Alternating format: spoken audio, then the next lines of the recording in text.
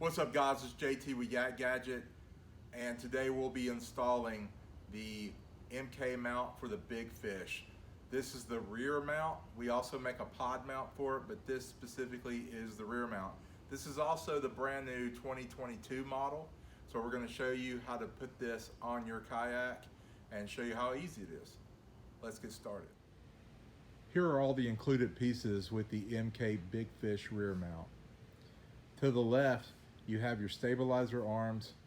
In the center, you have the actual piece that will mount on the back of your handle of your big fish. Then to the right, you have two U pieces. To the farther right, you have 6 included knobs. Then you have the associated hardware.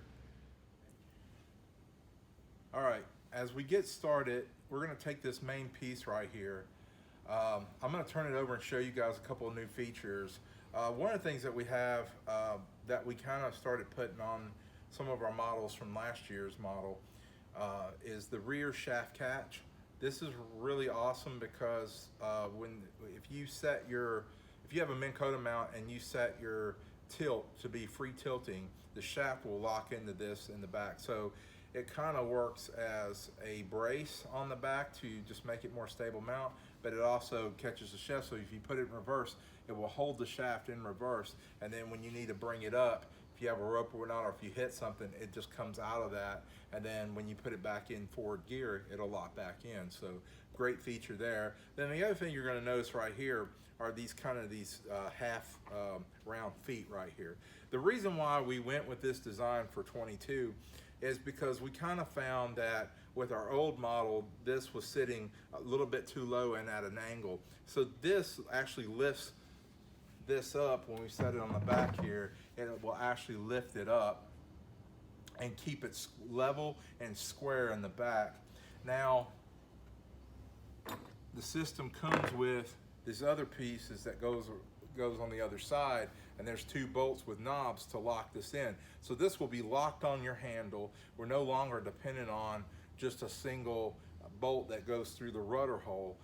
So it makes it more stable, and it lifts it up and keeps it level and square with absolutely no movement. So 2 big improvements on this mount so far.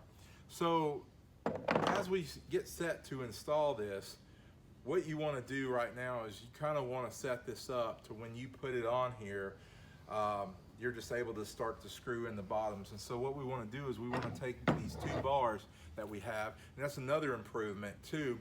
We now are making these out of 0.72 material instead of 1/2 inch. So a lot more stable, a lot more stiff, and we're not using a bridge plate anymore. What we kind of learned was when this sets down, it sets on here square. This is simply going to go over it, and you have two bolts and 2 nylock nuts on each side that will just turn this into one piece pretty much. It'll be very stable, and so this will just need the gear track, just lock onto your gear track that you have, and then that keeps it really stable along with the two lockdown feet on the back. So now it's made it probably twice as stable as it once was. So 2 big, huge improvements there. So what we're gonna do here is we're gonna start by putting our bolts through the bottom upside down onto here. So what I did is I took the screws right here for these bars. You get 4 of these. This is our machine screw here. That's a pan head. So you want to put it in upside down. So this is the bottom piece.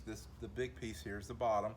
You want to put this on top, and then you want to run those through the bottom there, and then put your nylocks there. So all you really need is a socket wrench that will fit that 1/4-20 nylock nut on one side, and then a screwdriver on the other. And I'm going to attempt to do this. All right, and then we're just going to essentially just lock this in. We're not going to get too tight just yet. We want to position our bar there. So I'm just going to hold this to where it's pretty straight.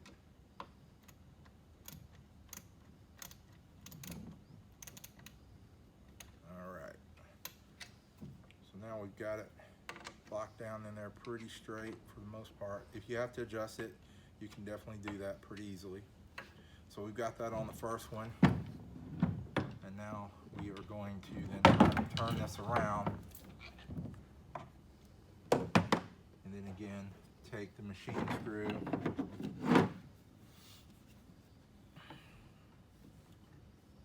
again, put this through upside down, or it's sticking out like that, and put that on it. And then we'll run the second one on there. Go through the little slot hole. Now, I put a slot hole on the inside of these to make it adjustable. You can adjust it on the inner, or you can flip this around and then adjust it on the outer. So you have that option depending on your boat, if it's the 105 or if it's the 120, just whatever, you know, whatever boat you're using. We're gonna also test these to see if they work on the 103s and the 108s as well. I know we've gotten a couple of requests for that, so we're gonna work on that.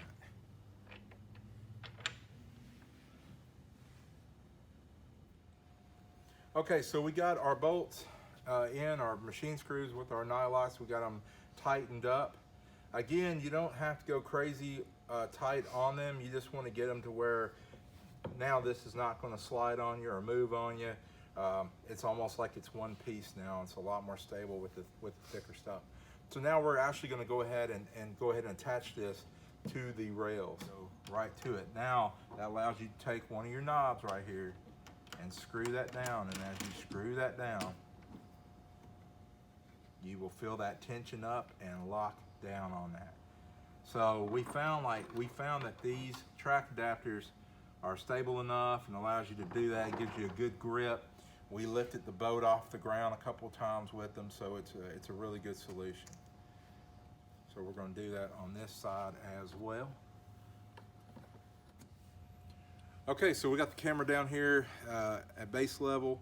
So first thing you want to do is you want to take your screw right here and you want to put that right now. Now what's going to happen is the head of that hex is going to lock into this area here, and on the other side you're going to want to do that as well. Now that gets a little bit harder to do, but what I do is I kind of work my hand here and I'll just let the natural weight of that drop. So now these two are hanging low, and I want to do the same thing on this side. So I'm going to drop those again. Those will lock in to that area right there, and then the same over here. There you go. Now you have all four hanging down. So the next thing that you want to do, now you want to pay attention to this shape and see where the contour is. This is designed for the curve of the shape to go forward. So we're going to put the first one on this far side over here.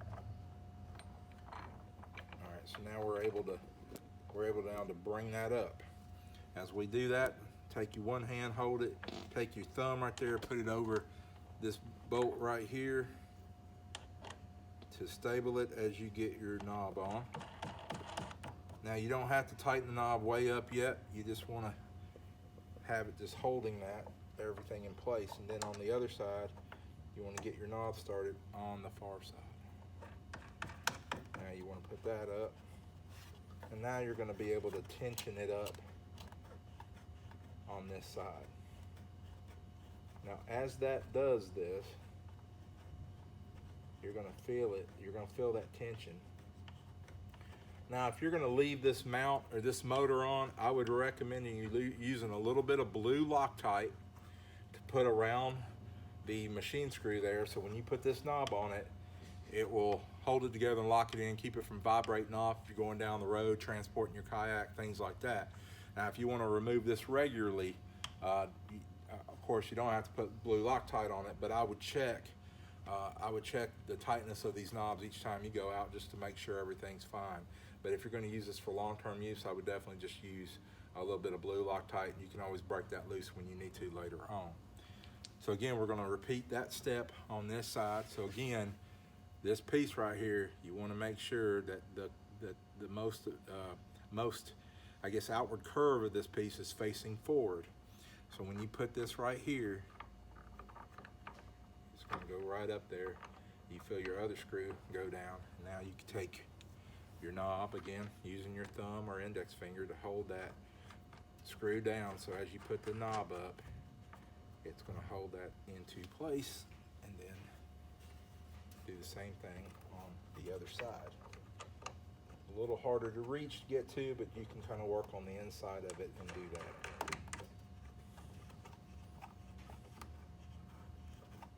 Again, you want to screw that up until you feel that tension.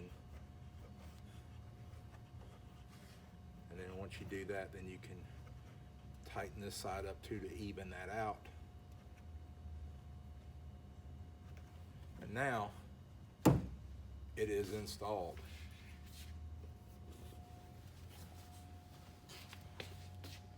There is absolutely no movement. You can lift up the entire boat. It is locked on. This has by far been our best solution for this model. This 2022, I think, is super complete.